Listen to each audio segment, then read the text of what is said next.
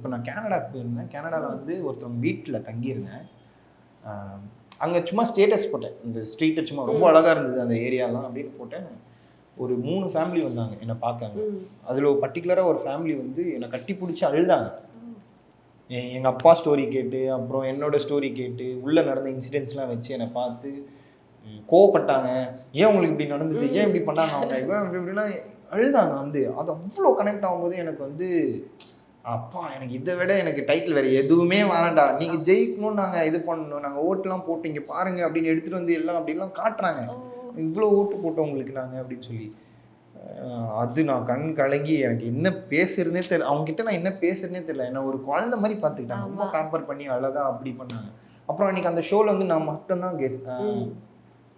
ஆர்டிஸ்டாக பண்ணேன். என் கூட யாருமே ஆர்டிஸ்டாக வரல.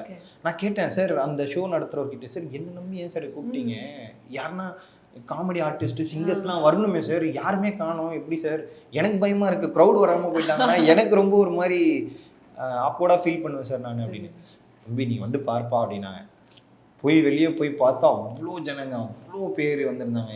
என் ஒரு பெர்ஃபார்மன்ஸ் நான் வந்து அப்ராட் ஷோஸ்லாம் போயிருக்கேன், நிறைய ஆர்டிஸ்டோட போவேன். பிக் பாஸ்க்கு அப்புறம் தனியாக போய் ஒரு பெர்ஃபார்ம் பண்ணும்போது என்னை வச்சு ஒரு ஷோ நடக்குதுடா இங்கே அப்படின்ற மாதிரி ரொம்ப ஹாப்பியாக ஃபீல் பண்ணேன். அந்த க்ரௌட் வந்து லேட் ஆகிருச்சு. அங்கே ஃபுல்லாக வெயிட் பண்ணி ஃபோட்டோஸ்க்கெல்லாம் வந்து நானே மைக்கில் சொல்லிட்டேன், நான் எல்லாருக்குமே ஃபோட்டோ கொடுக்குறேன் அப்படின்னு சொல்லி எல்லாருக்கிட்டையுமே நின்று பொறுமையாக எடுத்துகிட்டு எல்லாருமே ஃபோட்டோ எடுக்க வராங்கன்னா எவ்ரி ஒன் லைக் அட்லீஸ்ட் ஒரு 2 மினிட்ஸ் பேசிட்டு போனாங்க.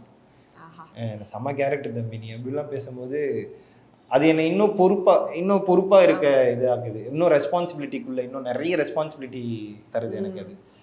ஓகே இப்படி இருக்கிறதும் நிறைய பேருக்கு பிடிச்சிருக்குன்னு. ஃப்ரெண்ட்ஸோட உள்ள சர்க்கிளில் மஜாவா ஜாலியாக ஒரு இருக்கிறது வேற. பட் இப்படி இருக்கிறதுன்றது நம்ம ஒரு சோஷியல் மீடியாலேயோ இது இருக்குது ஃபன்னெல்லாம் இருக்கும். அட் த சேம் டைம் ஒரு ரெஸ்பான்சிபிலிட்டி இருக்கணுன்றது ரொம்ப பிக் பாஸ்க்கு அப்புறம் எனக்கு ரொம்ப பெரிய பாடத்தை அது